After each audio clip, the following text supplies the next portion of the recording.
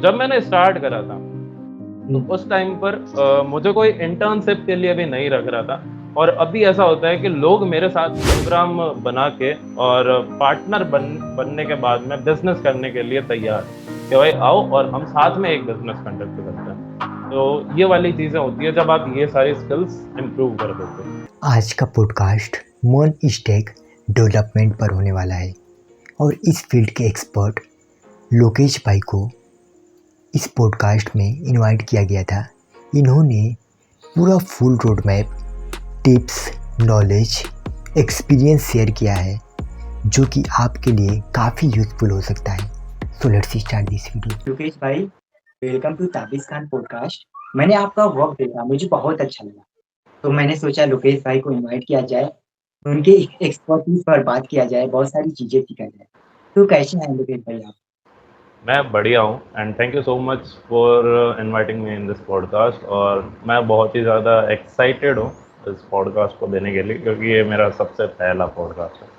तो thank you so much for considering me. या okay. सो लोकेश भाई, सबसे पहले आपके इंट्रोडक्शन से स्टार्ट किया जाता है। आप अपना शॉर्ट इंट्रोडक्शन दीजिए। Okay.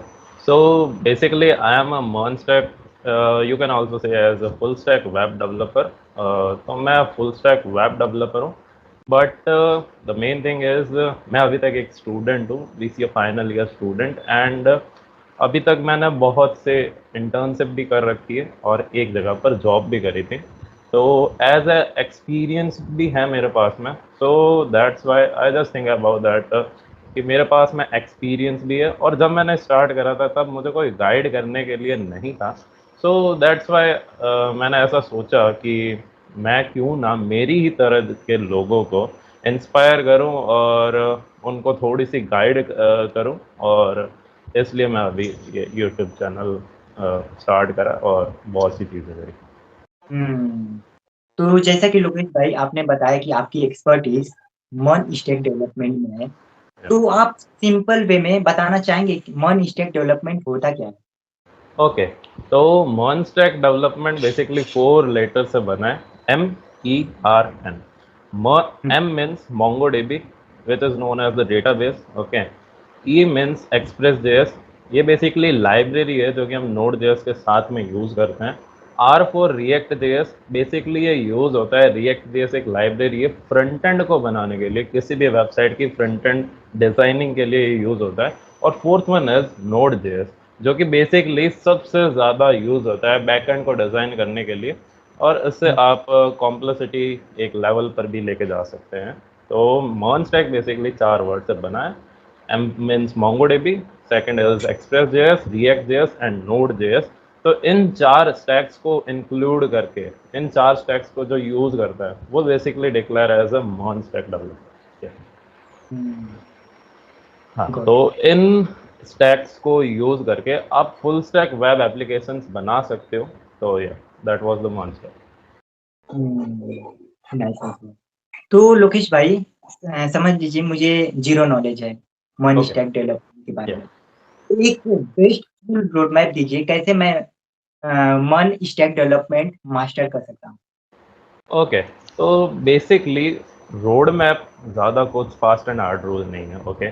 तो हुँ, बेसिकली अगर किसी को मर्न स्टैक डेवलपमेंट सीखना है तो उसको पहले से दिमाग के अंदर वो चीज़ें हटा देनी है कि भाई मुझे तो बस मर्न ही बनना है या फिर कुछ ऐसी चीज़ करनी है. उसको जो भी वो चीज़ें सीख रहा है उसको इन डेप्थ सीखना बहुत ही ज़्यादा ज़रूरी है, जो कि मैंने मेरे इनिशियल स्टेजेस के अंदर देखा था कि मैंने एक चीज़ पकड़ ली थी, मर्न मर्न मर्न. और वो ही सबसे ज़्यादा डाउनफॉल होता है कि भाई अगर आप मर्न सीखते हो ना तो आप उसको इस लेवल पर नहीं सीख पाते जिस लेवल की अभी इंडस्ट्री के अंदर डिमांड है. ओके. सो अगर जिसको भी मर्न स्टैक डेवलपमेंट सीखना है या फिर XYZ प्रोग्रामिंग के अंदर कुछ भी सीखना है या फिर इन द लाइफ कुछ भी सीखना है तो उसको कोर कंसेप्ट तो पता होने चाहिए, तब जाके वो आगे कुछ चीज़ें बना पाएगा. ओके. तो हुँ, अब आते हैं कि कैसे रोड मैप वगैरह वाली चीज़ें. तो सबसे पहले तो अगर किसी को वेब डेवलपमेंट करना है, मैं अभी मर्न के ऊपर नहीं आ रहा. ओके. तो सबसे पहले तो मर्न बेसिकली है वेब डेवलपमेंट ही. तो वेब डेवलपमेंट अगर किसी को करना है तो उसको पहले फंडामेंटल्स क्लियर होने चाहिए कि वेब यानी कि ब्राउज़र काम कैसे करते हैं, वो सारी चीज़ें. नेटवर्किंग, टीसीपी प्रोटोकॉल्स क्या होते हैं, एसएसएच क्या होता है, बहुत सारी जो टर्मिनोलॉजीज है नेटवर्किंग की, थोड़ा बहुत बेसिक या फंडामेंटल नॉलेज होना चाहिए कि सारी चीज़ें वर्क कैसे कर रही हैं। फिर हुँ, उसको ये आप बोल सकते हो कि प्री रिक्विजिट है HTML, CSS और जावा स्क्रिप्ट के बेसिक्स क्लियर होने चाहिए, जिसके थ्रू वो अच्छा फ्रंट एंड यूआई डिज़ाइन बना सकें। अभी बहुत से यूट्यूब के अंदर आप बोलोगे कि ट्यूटोरियल हैं, बहुत जनों ने बना रखे हैं, जैसे कि अमेजोन क्लोन हो गया और स्पॉटिफाई क्लोन हो गया। तो basically that was not the clone, उन्होंने उनकी यूआई को बनाया है, ना कि उनकी पूरी की पूरी फंक्शनलिटी को बनाया। ऐसा नहीं कि किसी ने नहीं बनाया, बहुत जनों ने बनाया। बट कोई अगर बोलता है कि यूआई क्लोन होता है वो, कि हम यूआई क्लोन बना रहे हैं, ओके। सो आप HTML, CSS और जावा स्क्रिप्ट के बेसिक से आप एक अच्छा फ्रंट एंड डिज़ाइन बना सकते हैं। अगर आप फ्रंट एंड डिज़ाइन बनाओगे तो उसके अंदर क्वेश्चन ये आता है कि भाई क्या बनाए। तो यही चीज़ें होती हैं, जैसे कि अगर आपने सपोज मान लो कि अमेजोन क्लोन पकड़ लिया, तो अमेजोन हुँ, क्लोन अगर आप लेते हो, उसको बनाने की कोशिश करते हो, तो उससे आपके कंसेप्ट क्लियर हो जाते हैं कि ये अगर यहाँ पर मुझे अलाइन करना है तो वो कैसे होगा, क्या होगा, पीछे हुँ, फंक्शनलिटी क्या है। तो थोड़ा बहुत फ्रंट एंड के अंदर आपका लॉजिक बिल्डिंग बननी स्टार्ट हो जाएगी जावास्क्रिप्ट की हेल्प से, जो कि इनफ है। और अगर ऐसा हो कि थोड़ा सा अलग लेवल पर लेके जाना है, तो आप उसके अंदर एनिमेशन भी ऐड ऑन कर सकते हो, जो कि आप एक एनिमेशन लाइब्रेरीज का यूज़ कर सकते हो, जैसे कि GSAP है, स्वाइपर JS है, लोकोमोटिव JS है। बहुत सी लाइब्रेरीज हैं जिनको आप एक्सप्लोर कर सकते हो अगर आपको जावास्क्रिप्ट की अच्छी खासी नॉलेज हो गई है तो। हुँ, तो ये हो गया फ्रंट एंड वाला पार्ट, ये इतना प्री रिक्विजिट है, ओके। एंड देन अब हम चलते हैं कि कोई मर्न स्टैक सीखे। तो मर्न स्टैक सीखने से पहले, सबसे पहले हुँ, किसी भी आदमी को कोई भी चीज़ सीखने से पहले अंदर एक क्यूरियोसिटी होनी चाहिए कि ये बंदा अगर सीखना चाहता है तो उसके अंदर क्यूरियोसिटी है कि नहीं उसको सीखने के लिए, ओके। सो हुँ, उसको मैं रिकमेंड करता हूँ। मैंने स्टार्ट करा था रिएक्ट से, फिर मैं चला गया था नोड के अंदर। तो उसके अंदर बहुत सारी डिफ़िकल्टी ये हुई थी कि मैं रिएक्ट को एज़ अ टूल ही मान रहा था। मुझे समझ नहीं आ रहा था कि पीछे चीज़ें चल कैसे रही है। अगर मेरे बैकएंड से कोई एपीआई आ रही है तो वो आगे मैं लेके जाके फैच तो कर रहा हूँ, बट मुझे ये तक पता नहीं है कि अगर ये एपीआई है, ये एपीआई बनाते कैसे हैं। मैं इसको थ्रू सारी चीज़ें फ्रंट एंड के अंदर शो तो कर रहा हूँ, बट मुझे ये पता नहीं था कि एपीआई बनाते कैसे हैं। और मुझे ऐसा लगता था कि एपीआई भाई कोई अलग ही लेवल के लोग बनाते हैं, ऐसा कुछ नहीं, वो अपन खुद ही बनाता है, ओके। तो हुँ, मैंने रिएक्ट सीखा, फिर वो सारी नोड जेएस, एक्सप्रेस जेएस, ये सारी चीज़ें सीखी। बट हुँ, अगर मैं रिकमेंड करूं कि अगर किसी को सीखना है तो सबसे पहले उसको जंप करना चाहिए नोड जेएस के अंदर। ऐसा नहीं, बहुत से लोग मिथ ये बना के रखते हैं कि नोड जेएस के साथ में एक्सप्रेस जेएस तो यूज़ कर रहे हैं, वो बैकएंड के हुँ, लिए होता है, नो डाउट। बट जब उन्हें कोर नोड जेएस का कंसेप्ट पूछ लेते हैं तब वो भाई वहां पर स्टक हो जाते हैं, ओके। सो मेरा रिकमेंडेशन ये है कि सबसे पहले कोर नोड जेएस को मास्टरी करो, यानी कि उसके थोड़े बहुत फंडामेंटल देखो कि सारी चीज़ें वर्क ऑन कैसे कर रही है। तब जाके देखो कि एक्सप्रेस जेएस के साथ हम इसको और कैसे सिंप्लीफाई मैनर के अंदर बैकएंड बना सकते हैं। नहीं तो क्या होता हुँ, है कि एक्सप्रेस जेएस तो कर लिया, और अगर गलती से अगर वो कोई इंटरव्यूअर के पास में चला जाए और उसने कोर नोड जेएस के फंडामेंटल्स पूछ लिए, तो वो सोचेगा, वो एक्सप्रेस जेएस के थ्रू बताना स्टार्ट करेगा, जबकि वो नहीं है। वो है नोड जेएस और एक्सप्रेस जेएस दोनों अलग हैं। तो ये चीज़ें हैं कि सबसे पहले नोड जेएस सीखो आप, फुल्ली फंडामेंटल। एंड देन उसके बाद में एक्सप्रेस जेएस के ऊपर शिफ्ट करोगे, देन आपको खुद को मन के अंदर रियलाइज होगा यार कितनी ज़्यादा सिंप्लीफाइड चीज़ें यहाँ पर हो गई हैं जो कि नोड जेएस के अंदर नहीं थी, ओके। सो हुँ, इसीलिए हम एक्सप्रेस जेएस को यूज़ कर रहे हैं। तो उसको और क्यूरियोसिटी जागेगी कि ठीक है, मैं बैकएंड अच्छा खासा अब डेवलप कर रहा हूँ और मेरे को अब अच्छी खासी नॉलेज हो रही है, तब उसको हुँ, शिफ्ट करना चाहिए मोंगोडीबी के अंदर, जो कि एक डेटाबेस है। अब उसको सिंपल CRUD ऑपरेशन बनाने चाहिए कमांड लाइन के ऊपर। मैं उसका फ्रंट एंड बनाने का रिकमेंड नहीं कर रहा, फ्रंट एंड अभी बाद में, ठीक है। तो उसको कमांड लाइन के कुछ चीज़ें बनानी स्टार्ट होनी चाहिए कि हाँ ठीक है, एक CRUD ऑपरेशन यानी कि क्रिएट, रीड, अपडेट, डिलीट, ये ऑपरेशन वो करते आना होना चाहिए, और डेटाबेस के अंदर साथ में अच्छे खासे रिलेशन बनाने आने चाहिए उसको, ठीक है। तो ये हुँ, चीज़ें होने के बाद में अब वो शिफ्ट कर सकता है रिएक्ट जेएस के अंदर।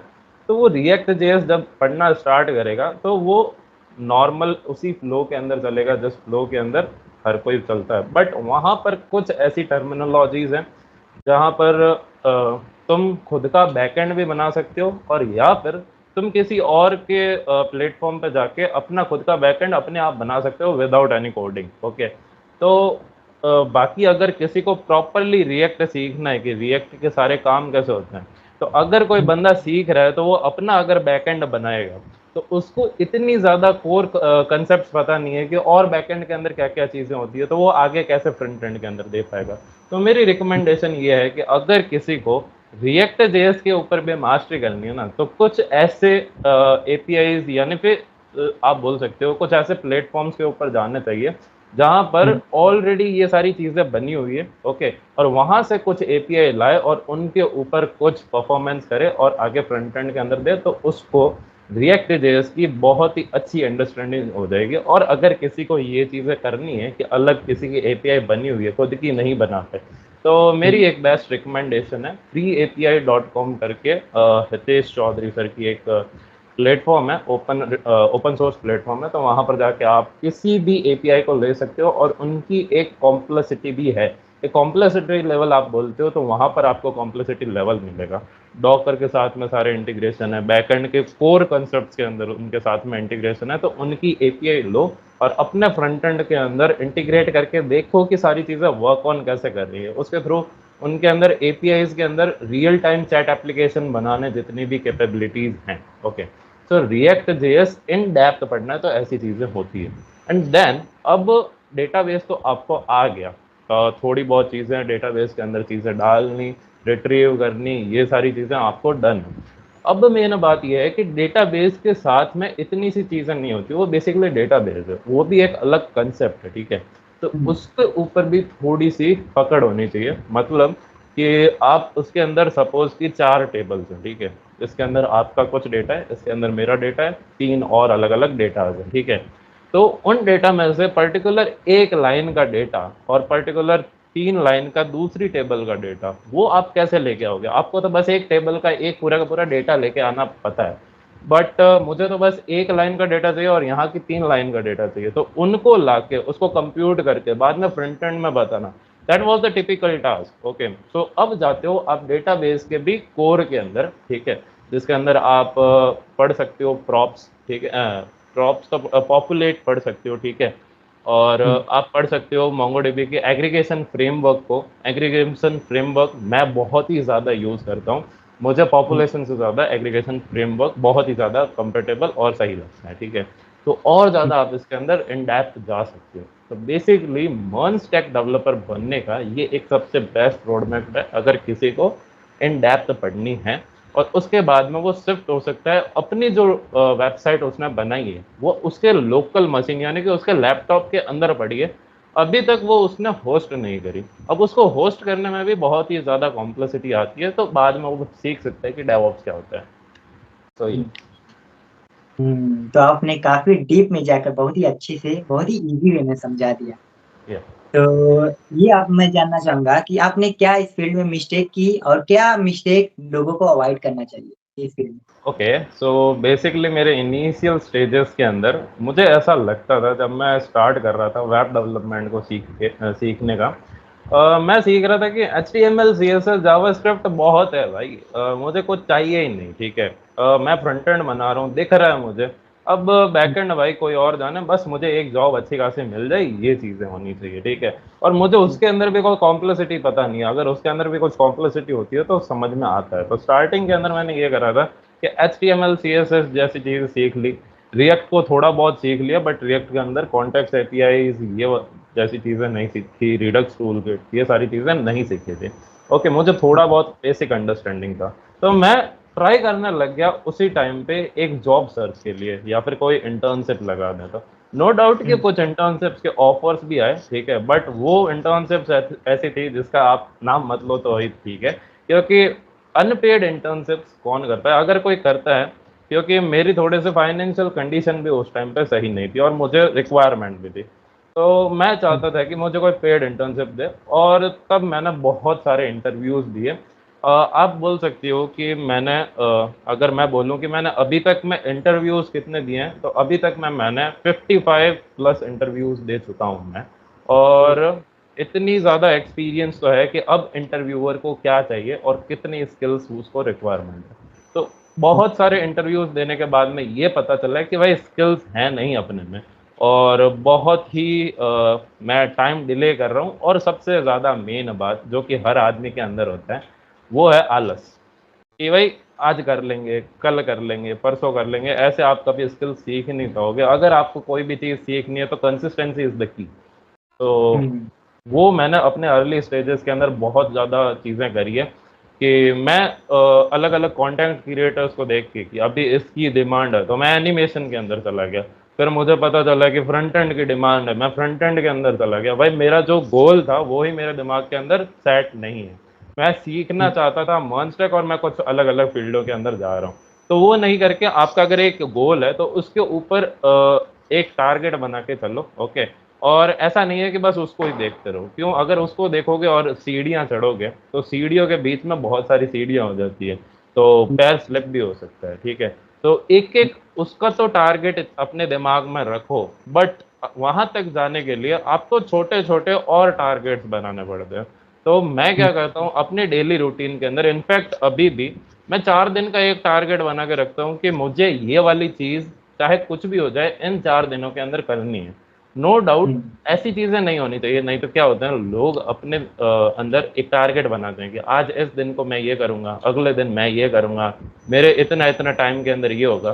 भाई कैसे मैनेज कर लोगे? अगर अपनी फैमिली कंडीशन हो गई, आपको बाहर जाना पड़ गया, तो कैसे हो पाएगा? आपके पास में तो हुँ, टाइम भी नहीं है, आज का जो टास्क था वो निकल गया, कल वाला टास्क है वो निकल जाएगा। तो वो वाले एज कंपेयर टू मैं 4 डेज का टास्क बनाता हूँ, अपने दिमाग के अंदर है कि ये वाला टास्क होना चाहिए चाहे कुछ भी हो जाए। तो उसके हुँ, साथ मैं फैमिली को भी टाइम दे देता हूँ, मैं एक्स वाई जेड दोस्तों को भी टाइम देता देता हूँ, वो अलग बात है। मैं यूट्यूब हुँ, को टाइम देने के बाद में भी उस टारगेट को अचीव करता हूँ। So that was the thing जो कि मैंने अपने अर्लियर डेज के अंदर ये देखा नहीं था। मैं कुछ भी एक्स वाई जेड उठा के बैठा हूँ और उसको पढ़ना स्टार्ट कर रहा हूँ, उसका इन डेप्थ नॉलेज तो मैं ले लूंगा, ठीक है, बट हुँ, जब उसको परफॉर्म करना जाऊंगा, मेरा एक कोड लिखते टाइम अब मेरी एक हुँ, अंगुली नहीं चलेगी कि वो कोड क्या था।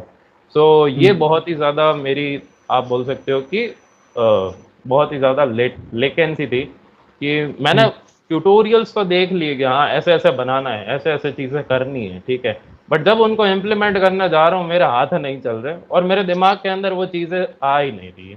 तो हुँ, जितना ज़्यादा प्रैक्टिस हो सके उतनी ज़्यादा प्रैक्टिस करो। नो डाउट स्टार्टिंग के अंदर बहुत से फेलियर्स मिलेंगे, लोग हुँ, आप बोल सकते हो कि मुंह पे इतने ताने सुना के जाएंगे, इनफैक्ट इंटरव्यूअर्स भी बोलेंगे, बट नो डाउट रुको मत, करते रहो। और जितनी ज़्यादा प्रैक्टिस करोगे उतनी ही ज़्यादा consistency is the key of success. तो मैं तो ये हुँ, देख, तो हुँ। मेरी यही चीज़ें थी जो कि मुझे पीछे कर रही थी अर्ली डेज के अंदर। तो जैसा कि लोकेश भाई आपने बताया कि इंटरव्यू काफ़ी आपने इंटरव्यू दिया है, हाँ। तो कौन-सी स्किल बहुत ही ज़्यादा एसेंशियल होती है एक मोन स्टैक डेवलपर के लिए? क्या-क्या स्किल सीखनी चाहिए? ओके। सो मैं मर्न स्टैक की तो स्किल्स ये है, उसको डिस्कस करने से पहले इन जनरल हुँ, अगर आप किसी के सेक्टर के अंदर सर्विस करना चाहते हो, सबसे पहले तो उसकी स्किल बोलता हूँ, और देन मैं मर्न स्टैक डेवलपमेंट की स्किल्स के ऊपर आता हूँ, ठीक है। तो सबसे हुँ, पहली बात कि अगर आप किसी भी सेक्टर के अंदर सर्विस करना चाहते हो या फिर एक्सरसाइज कुछ भी चीज़ें करते हो, ठीक है, इनफैक्ट आप अपना बिजनेस रन करते हो, तो सबसे पहली चीज़, ठीक है, एक तो हुँ, आपका जो ये बोलो कि आलस होता है, वो आलस को भाई आप त्यागो, ठीक है। सबसे पहली ये चीज़ कि आलस को साइड के अंदर रखो, और जो अपना गोल है उसको इतना कर लो कि अगर आज ये नहीं हुआ ना भाई, मैं अगले दिन मेरा अगला सूरज ही नहीं निकलेगा, मुझे ये करना है, मतलब करना है, सबसे पहली चीज़। तो हुँ, उस टाइम पे वो सपोज कि अगर आप किसी भी सर्विस के अंदर गए, ठीक है, तो उसके अंदर आपका टाइम है 7 बजे छूटने का कि आप 7 बजे मुझे घर जाना है, बट आपका आज का टारगेट पूरा ही नहीं हुआ, तो ये सबसे हुँ, बड़ी ही गलती है। तो ये आपकी ऐसा बोल सकते हो कि प्रमोशन के अंदर एक हर्डल बन सकता है जो कि आपके प्रमोशन को रोक सकता है। और मैं प्रमोशन की बात नहीं कर रहा, ये आपके हर जगह काम आता है। अगर आपको बिजनेस रन करना है या फिर आपको सर्विस में भी जाना है, तो एक टारगेट को अचीव करना एज द की, ठीक है। और दूसरी चीज़, मेन बात ये कि जितना ज़्यादा नेटवर्किंग कर सकते हो, जितनी ज़्यादा कम्युनिकेशन कर सकते हो, उतना ही ज़्यादा सही है। नेटवर्किंग की इसलिए है, सबसे पहली बात कि अगर आपको सपोज कि आईटी सेक्टर के अंदर आना है, ठीक है, तो आईटी सेक्टर के अंदर मेरा फैमिली बैकग्राउंड कोई आईटी सेक्टर के अंदर नहीं था, ओके, और ना ही मेरे कोई दोस्त के भी किसी आईटी सेक्टर्स के अंदर थे। बट मेरी चीज़ ये थी कि मुझे अब लोग कैसे जानेंगे, ठीक है, और मुझे लोगों के साथ में भी काम करना है, ठीक है। तो मैंने सोचा कैसे मैं ये नेटवर्किंग कर सकता हूँ। तो आज के टाइम के अंदर सबसे ज़्यादा आप ये बोल सकते हो कि अपॉर्चुनिटी देने वाले प्लेटफॉर्म ऑलरेडी अवेलेबल है। इंस्टाग्राम हो गया, ठीक है, यूट्यूब हो गया, ट्विटर हो गया, लिंक्डइन हो गया, और सबसे मेन चीज़ लिंक्डइन, ट्विटर और यूट्यूब के ऊपर बहुत ही ज़्यादा एक्टिव रहो, क्योंकि हमारे जैसे software engineer, full stack developer, in fact IT related जो भी बंदे हैं, तो वो सारे के सारे उन प्लेटफॉर्म्स के ऊपर बहुत ही ज़्यादा एक्टिव रहते हैं। और अगर आपको प्रूफ देखना हो तो मैंने एक वीडियो बनाई थी असर्टिनिटी यूआई करके। उसके अंदर मैंने असर्टिनिटी यूआई लाइब्रेरी का पूरा ट्यूटोरियल बनाया था। वो 1.5 घंटे का एक वीडियो था जिसके अंदर मैं पूरे कॉन्सेप्ट्स दिखा रहा हूँ, ठीक है। तो उस वीडियो के अंदर जिस असर्टिनिटी यूआई लाइब्रेरी जिस बंदे ने बनाई है, उसका फाउंडर, उसने आके वहां पर कमेंट करा, और अभी हम डेली टच के अंदर हैं और अभी हम नॉर्मल कन्वर्जेशन कर रहे हैं। और मैं कब क्या था उस टाइम पर, मेरे चैनल के ऊपर 15 सब्सक्राइबर थे, ना तो मेरी कोई नेटवर्किंग थी, आई नो अबाउट दैट कि कौन ही देखेगा, ठीक है। बट मन के अंदर क्या था कि चाहे कुछ भी हो जाए, मुझे ये वाला टारगेट अचीव करना है। एक तो टारगेट वाली चीज़, और दूसरी ये चीज़ मुझे दूसरे बंदे के आंखों के अंदर ये लेके आना है कि हाँ, इस बंदे ने मेरे लिए कुछ करा है। तो वो वाली चीज़ थी, ठीक है। तो उस वीडियो के नीचे उस बंदे ने कमेंट लिखा कि भाई आग लगा दी, ठीक है। तो मुझे उससे और ज़्यादा अप्रिशिएशन मिला कि भाई एक यूआई लाइब्रेरी का फाउंडर, जो कि उसका मालिक है, जो कि डेली के इतने कमा रहा है, वो आके मुझे अप्रिशिएट कर रहा है। तो इससे बड़ी और कौन सी बात हो सकती है। तो और ज़्यादा आगे ग्रोथ करा, लोगों के साथ में कम्युनिकेशन करी और नेटवर्किंग बनाने की स्किल्स सीखी।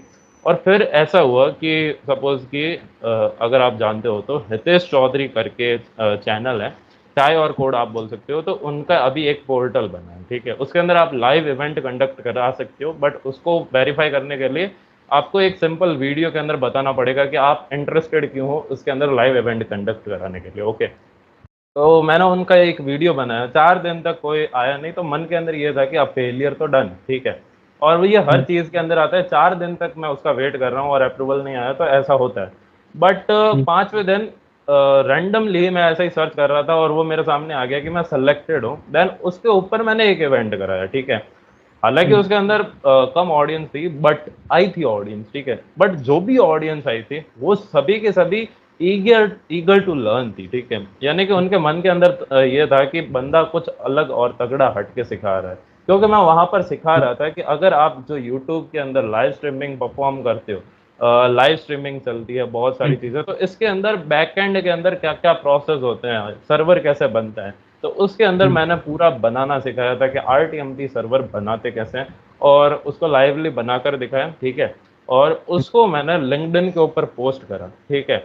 और उसके अंदर टैग करा है सर को, ठीक है, कि मैंने ये लाइव इवेंट कराया है और इसके अंदर हमारे ये अपॉर्चुनिटीज मिले थे हमको। तो उनका रिप्लाई आया और उसके थ्रू मेरे लिंक्डइन के अंदर बहुत से फॉलोवर्स वगैरह बढ़े, वो अलग बात है। बट उस बंदे की भी मेरे ऊपर नजर पड़ी कि ठीक है, नेटवर्किंग अब हम बना सकते हैं। असर्टिनिटी यूआई फाउंडर के साथ में ऐसा बोल सकते हो कि हाँ, हम डेली कम्युनिकेशन ऐसी चीज़ें हैं, बट उनके साथ में अभी थोड़े दिन बाद में कर लेंगे। तो नेटवर्किंग बनाना बहुत ही ज़्यादा मस्ट है अगर आपको किसी भी फील्ड के अंदर आना है तो।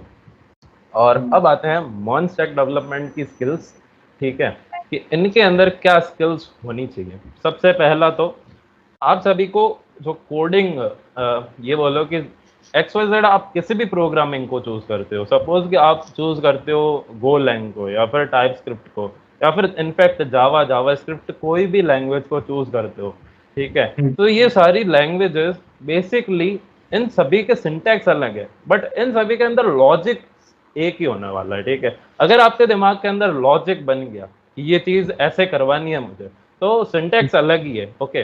देन क्या करना होता है कि सपोज मेरे साथ में क्या हुआ था कि मैंने जावा स्क्रिप्ट सीखी और उसके अंदर लॉजिक बिल्ड करना स्टार्ट करा। तो उसके बाद में मैं जावा के ऊपर शिफ्ट हुआ और जावा के अंदर स्प्रिंग बूट के अंदर काम करा। तो मुझे स्प्रिंग बूट सीखने में भाई 15 से 20 दिन लगे, इससे ज़्यादा कुछ टाइम ही नहीं लगा। और लोगों को वो सीखने के लिए टाइम लगता है, क्यों? लॉजिक बिल्ड नहीं हुआ। अगर आपका लॉजिक बिल्ड है ना, तो वो सिंटैक्स आप बहुत ही कम टाइम के अंदर सीख लोगे, क्योंकि आपके दिमाग के अंदर लॉजिक सेट है। सबसे पहला एसेंशियल चीज कि आप लॉजिक बिल्डिंग करना सीखो। ओके। और दूसरी ये चीज, अगर आप किसी भी ये सपोज कि कोई फ्रीलांसिंग करता है इस वेब डेवलपमेंट फील्ड के अंदर, तो अगर कोई फ्रीलांसिंग करता है, उसने अगर अपने क्लाइंट के साथ में कम्युनिकेट करा और अच्छी खासी डील डन हो गई, तो उसको अपने क्लाइंट को ये बोलो कि टॉप नॉच प्रोडक्ट देना चाहिए, चाहे कुछ भी हो जाए, ठीक है। हाँ, इनफैक्ट उसको अपनी जो इनकम है वो तो लेनी ही चाहिए, नो डाउट। फ्री के अंदर कोई काम नहीं करना चाहिए, ठीक है। और इनकम तो लेनी चाहिए, बट उस क्लाइंट के अंदर ये ट्रस्ट बिल्ड हो जाना चाहिए कि अगली बार वो कुछ भी फ्रीलांसिंग जैसा काम लेके आए तो वो आपसे करवाए। तो अपनी जो पॉपुलैरिटी है, अपना जो ट्रस्ट है, वो लोगों के बीच में बनाना स्टार्ट करो, जिसके थ्रू आप फ्रीलांसिंग के अंदर एक अच्छा करियर बना सकते हो। और मैंने फ्रीलांसिंग 6 या 7 महीने भी ट्राई आउट करी थी, और मैंने काफ़ी अच्छी इनकम उससे जनरेट करी, ठीक है। तो आप ट्रस्ट वर्दी कर सकते हो, लॉजिक बिल्डिंग कर सकते हो, ठीक है। और तीसरी ये चीज़ कि अगर आप मॉन स्टैक डेवलपमेंट डेवलपर बन जाते हो या फिर आप बनना चाहते हो, तो अभी जो नई टेक्नोलॉजीज आई हैं उनके बहुत ही ज़्यादा टच के अंदर रहो। इन द सेंस कि आप टच के अंदर कैसे रह सकते हो, कुछ डिस्कॉर्ड्स के ऐसे चैनल, ऐसे सर्वर ज्वाइन कर दो जिसके अंदर डेली कुछ ना कुछ कम्युनिकेशन होती है टेक रिलेटेड, और उसके अंदर आप जाके उनके साथ में कम्युनिकेट करो। किसने मना बोला? ओपन सोर्स है और सारी चीजें पढ़ी है, ठीक है। और उन सभी के साथ में डिस्कस करो, गिटहब के अंदर प्रोफाइल बनाओ, रेपोजिटरीज बनाओ, ओपन सोर्स कंट्रीब्यूट करो। ओके। एंड देन उसके बाद में सपोज कि ये सारी चीजें हो गई। ट्विटर, मुझे पता है मैं बहुत ही कम एक्टिव हूँ ट्विटर के ऊपर, बट अभी रिसेंटली अब मैं स्टार्ट करने वाला हूँ ट्विटर के अंदर। ट्विटर बहुत ही ज़्यादा अच्छा प्लेटफॉर्म है अगर आप डेवलपर हो तो।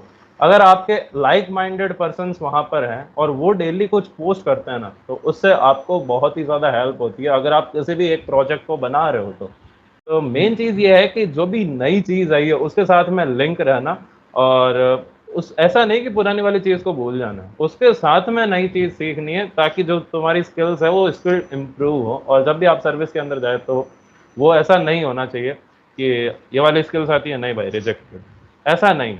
क्योंकि मैंने इतने सारे इंटरव्यूअर्स को देखा, ये सारी चीज़ें करी।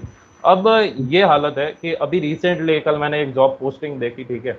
तो उस जॉब पोस्टिंग के अंदर रिक्वायरमेंट से उसमें से मेरी 90% जो मुझे स्किल्स आती है वो सारी की सारी उसके अंदर स्किल्स रखी है। तो इसका मतलब ये है कि वो जॉब मेरे लिए है। बट मैंने अभी उसके अंदर अप्लाई इसलिए नहीं करा क्योंकि अभी मेरे ये फाइनल ईयर है, तो उसको ख़त्म करने के बाद में और अप्लाई करूँगा। तो अगर मैं देखूँ, तो जब मैंने स्टार्ट करा था तो उस टाइम पर मुझे कोई इंटर्नशिप के लिए भी नहीं रख रहा था। और अभी ऐसा होता है कि लोग मेरे साथ में प्रोग्राम बना के और पार्टनर बनने के बाद में बिजनेस करने के लिए तैयार कि भाई आओ और हम साथ में एक बिजनेस कंडक्ट करते हैं। तो ये वाली चीज़ें होती है जब आप ये सारी स्किल्स इम्प्रूव कर देते हो। Thank you. काफी अच्छा लगा आपका आंसर, बहुत ही डीप में जाकर आप एक आंसर आपने दिया और मुझे हाँ। बहुत ही अच्छी समझ में आया। तो लोकेश भाई, मैं ये जानना चाहूंगा कैसे एक स्ट्रॉन्ग पोर्टफोलियो बनाया जाता है जॉब पाने।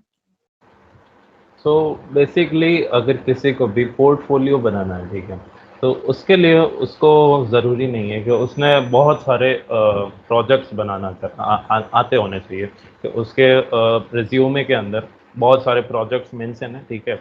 उसके अंदर उसने ये अलग बना दिया, एक ई कॉमर्स का, एक वीडियो कॉलिंग का। तो बहुत ज़्यादा प्रोजेक्ट ज़रूरी नहीं है उसके अंदर। आपका अगर एक प्रोजेक्ट भी अच्छा है या फिर अगर 2 प्रोजेक्ट भी अच्छे हैं, मैं कहूँगा कि अगर एक प्रोजेक्ट भी इतना ज़्यादा अच्छा है जिसके अंदर पता चल रहा है कि बंदे ने कुछ मेहनत करी है, कुछ इन डेप्थ चीज़ें रिसर्च करी है, तो वो एक प्रोजेक्ट आपको जॉब दिलाने के लिए बहुत ही ज़्यादा कैपेबल रखता है, कैपेसिटी है उसके पास में कि आपको वो जॉब दिला देगा, ठीक है।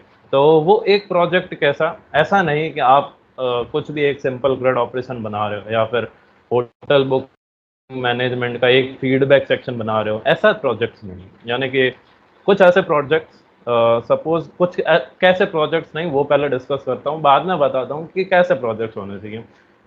सपोज कि आपने टू डू ऐप बना दिया, वो टू डू ऐप जैसे प्रोजेक्ट्स पता है, बट अगर आप टू डू ऐप के अंदर भी कॉम्प्लेक्सिटी ऐड करते हो तो नो डाउट वो भी अच्छा है, ठीक है। तो टू डू ऐप जैसे प्रोजेक्ट्स, एक अच्छा खासा म्यूजिक की दूसरी एपीआई ले ली, ऐसे प्रोजेक्ट्स ठीक है जिसके अंदर कॉम्प्लेक्सिटी लगनी चाहिए, वो एक प्रोजेक्ट होता है। अब कॉम्प्लेक्सिटी कैसे, मैं आपको ये दिखाता हूँ। जैसे कि रिसेंटली अभी मैंने एक प्रोजेक्ट बनाया था, उस प्रोजेक्ट के अंदर आप क्या कर सकते हो, आप खुद की एक लाइव स्ट्रीमिंग को कंडक्ट कर सकते हो। उसके अंदर मैंने खुद का आरटीएमपी सर्वर बनाया था, जो कि हुँ, यूट्यूब और ट्विच जैसे सर्वर्स यूज करते हैं। आई थिंक सो कि जो जितने भी ज्यादा पॉपुलर प्लेटफॉर्म्स हैं वहां पर आपने आरटीएमपी सर्वर्स का नाम तो सुना ही होगा। तो अभी मैंने खुद का कस्टम आरटीएमपी सर्वर बनाया, और उसको बनाने में मुझे पता है बहुत ही ज्यादा हालत खराब हुई थी।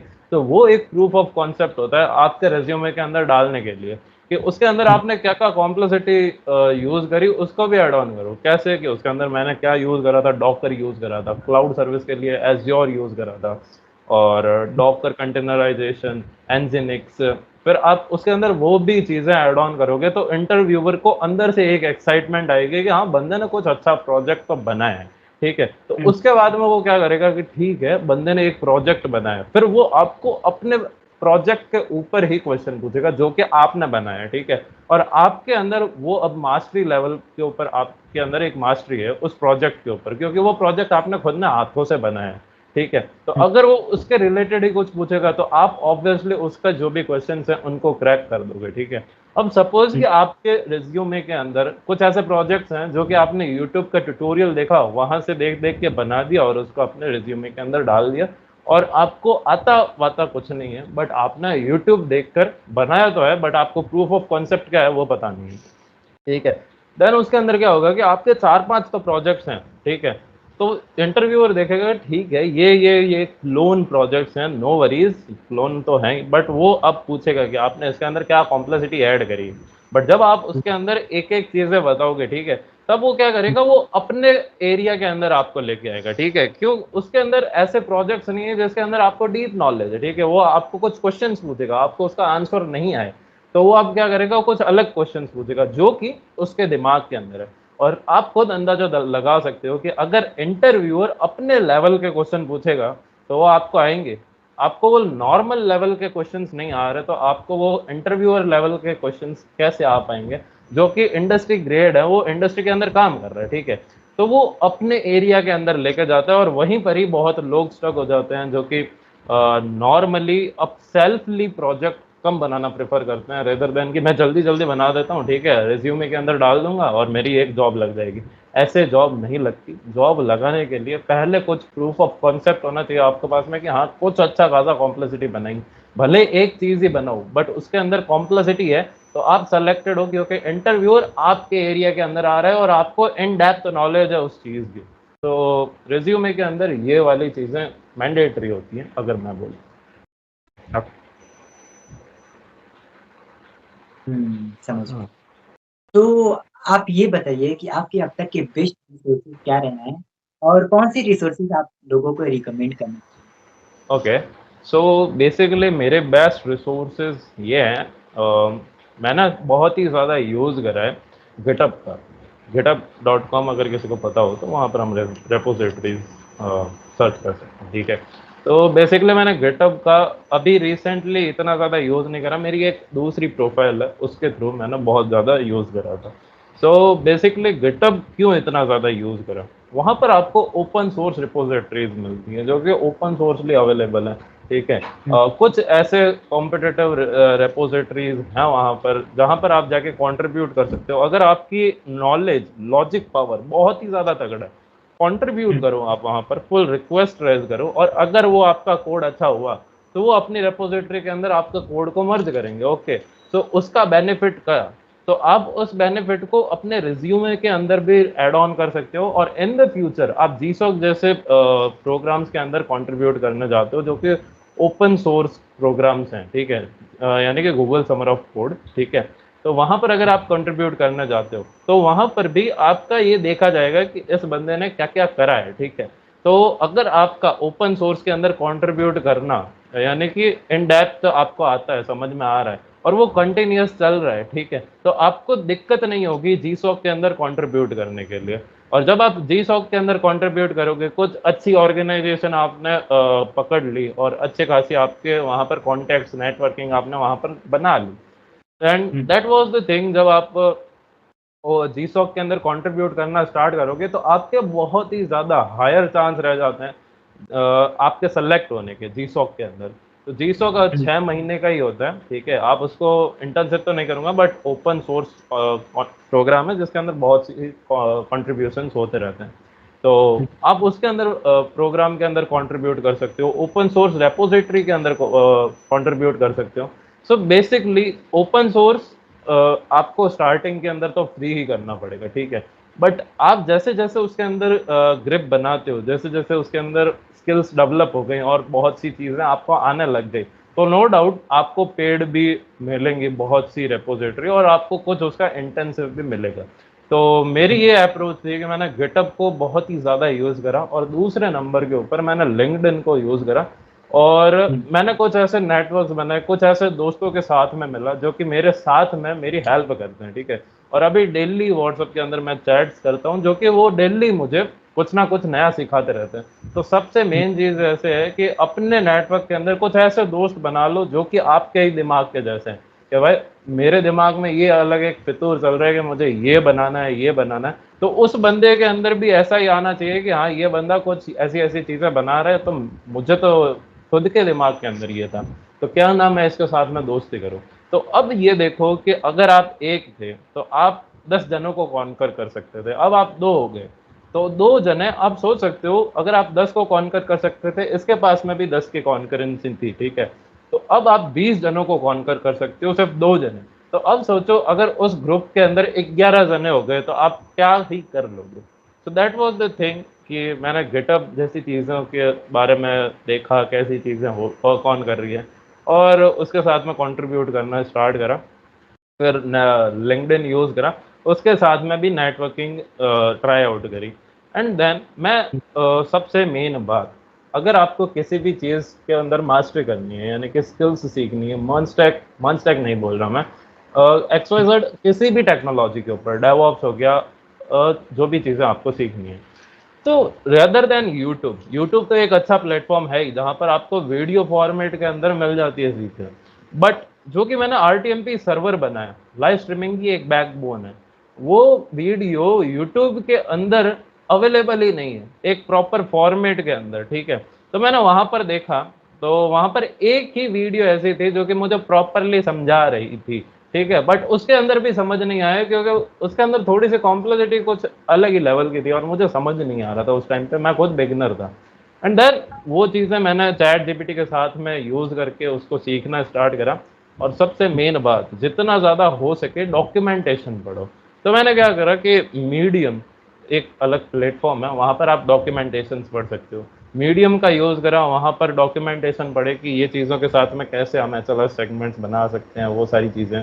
फिर एआई का यूज़ करा, चैट जीपीटी आज किसी को पता नहीं है, आज किसको पता नहीं है, ठीक है, तो चैट जीपीटी जैसी चीज़ें यूज़ करी, जेमिनी को यूज़ करा, फिर उन दोनों का कंसेप्ट है वो पेपर के अंदर लिख के खुद का अलग आइडिया लगा के देन उसको बिल्ड करने का ट्राई आउट करा। अभी तक बिल्ड नहीं करा था, बट जब बिल्ड कर रहा था ना, तब उतनी ज़्यादा एरर आई थी, कम से कम मुझे आज भी याद है, कुछ ऐसी सिली मिस्टेक हो गई थी जिसके अंदर, हाँ मुझे याद है, एक ऐसी मिस्टेक जो कि प्रोडक्शन के अंदर एक बहुत ही सिले मिस्टेक होती है, बट हम डेवलपमेंट बेस के ऊपर काम करते हैं तो हमें पता नहीं है।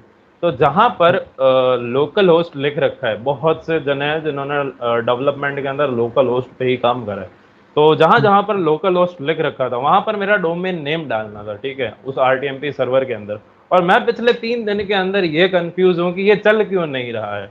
अरे वो चलेगा कैसे, क्योंकि मेरी मशीन का आईपी एड्रेस अलग है और मेरा लोकल होस्ट अलग है, उसको वहां पर डालने के लिए उसका आईपी एड्रेस तो डालना पड़ेगा, देन आई नो कि वो सारी चीजें ऐसे होगी। तो आपको डॉक्यूमेंटेशन तो पढ़ना आना ही चाहिए, और अगर आपको नींद आती है डॉक्यूमेंटेशन पढ़ते टाइम, मुझे खुद को आती थी, नो वरीज, तो कुछ ऐसी चीजें डेवलप कर दो कि जैसे कि मैंने कैसे पढ़ा, ठीक है, वो चीजें मैं बाद में बताऊंगा। सबसे पहले तो ये कि डॉक्यूमेंटेशन पढ़ने का एक सिंपल सा फॉर्मूला है, ठीक है, तो अगर नॉर्मल पीपल कैसे पढ़ते हैं कि अगर किसी ने डॉक्यूमेंटेशन पढ़ना हो, तो सपोज कि डॉकर का डॉक्यूमेंटेशन पढ़ना है, तो डॉकर का डॉक्यूमेंटेशन ओपन करेंगे, उसके अंदर जैसे जैसे स्टेप है वैसे वैसे पढ़ना स्टार्ट कर देंगे और डॉकर को सीखना स्टार्ट कर देंगे। वैसे डॉक्यूमेंटेशन पढ़ा जाता है, नो डाउट कि अच्छी अप्रोच है, ठीक है, बट मैं वो अप्रोच फॉलो नहीं करता।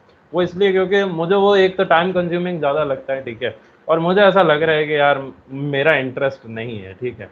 तो उसके अंदर खुद का इंटरेस्ट लाना चाहिए, यानी कि खुद की क्यूरियोसिटी। अब वो कैसे बिल्ड करें? तो सबसे पहली बात, अगर आपको डॉक्यूमेंटेशन पढ़ना है, तो डॉक्यूमेंटेशन पढ़ने से पहले वो जो टेक्स्ट है जहाँ पर यूज होगा, सपोज कि मैंने आरटीएमपी सर्वर बनाया या फिर लाइव स्ट्रीमिंग बनाई या फिर मैंने बनाया था वीडियो कॉलिंग एप्लीकेशन, उस वीडियो कॉलिंग एप्लीकेशन के अंदर सपोज कि सॉकेट डॉट आईओ यूज हो रहा है, ठीक है, उस सॉकेट डॉट आईओ की पूरी एक डॉक्यूमेंटेशन है, ठीक है, बट मैंने वो डॉक्यूमेंटेशन स्टार्टिंग के अंदर यूज नहीं करी, उसको पढ़ना स्टार्ट नहीं करा। अब मैंने ये देखा कि मेरी ये वीडियो कॉलिंग एप्लीकेशन के अंदर सॉकेट डॉट आईओ कितनी कितनी यूज होगी, ठीक है। फिर मैंने क्या करा कि उस सॉकेट डॉट आईओ के बारे में रिसर्च करना स्टार्ट करा कि कैसे मैं इसको इंटीग्रेट कर सकता हूँ, कैसे सारी चीज़ें वर्क ऑन होती है, ठीक है। तो वो चीज़ें पढ़ने के बाद में, ये सारी चीज़ें एनालाइज करने के बाद में, ठीक है, ये चीज़ें यहाँ पर वर्क होगी, ठीक है। मैं जब बाद में गया उसकी डॉक्यूमेंटेशन के ऊपर, फिर जो चीज़ें मुझे जोड़नी थी मेरे एप्लीकेशन को बनाने के लिए, लाइव स्ट्रीमिंग को, ठीक है, यानी कि आप बोल सकते हो कि वीडियो कॉलिंग बनाने के लिए। तो वीडियो कॉलिंग बनाने के लिए मैं गया सॉकेट डॉट आईओ डॉक्यूमेंटेशन के अंदर, मेरा वाला जो पार्ट वहाँ पर यूज़ हो रहा था, मैंने उस वाले का डॉक्यूमेंटेशन पढ़ा, मुझे समझ आया, बट मुझे ये लग रहा था कि ये अभी मुझे प्रॉपर समझ नहीं आया, तो मैं क्या गया, बेसिक के अंदर गया। अब मेरी क्यूरियोसिटी आई फिर से बेसिक के अंदर कि मुझे अभी बेसिक पता नहीं है, ठीक है।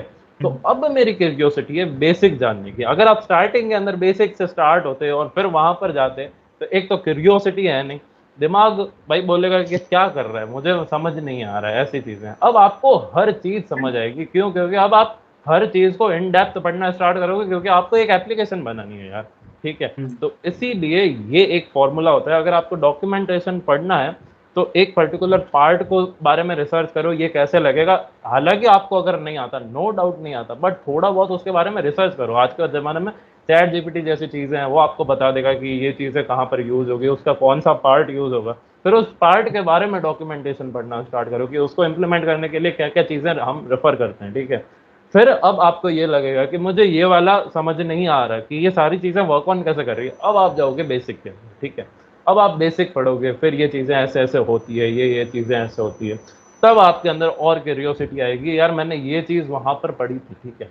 अब वो चीज़ आपको प्रॉपर समझ आएगी जो कि आपको नहीं आ रही थी। और अगर आप स्टार्टिंग से ही डॉक्यूमेंटेशन पढ़ते, आपको नहीं आ पाती। अगर मैं क्या कर रहा था, मुझे समझ नहीं आती थी, ये मेरा बेसिक रेफरेंस है। So that was the thing. समझ गया। आपने बहुत ही अच्छे से समझाया और मुझे बहुत ही ज़्यादा मज़ा आया आपसे बहुत सारी चीज़ें सीख कर और थैंक यू। बहुत ही ज़्यादा मैंने एन्जॉय किया। तो बहुत-बहुत शुक्रिया आपका कीमती समय देने के लिए थैंक और यू सो अगर मच। कोई सर का चैनल विज़िट करना चाहते हैं, तो मैं लिंक डिस्क्रिप्शन में दे दूँगा। आपसे मिलकर बहुत अच्छा लगा, बहुत सारी चीज़ें हमने सीखी। थैंक यू सो मच इस पॉडकास्ट में रेफर करने के लिए। Thank you so much. Okay. Thank you.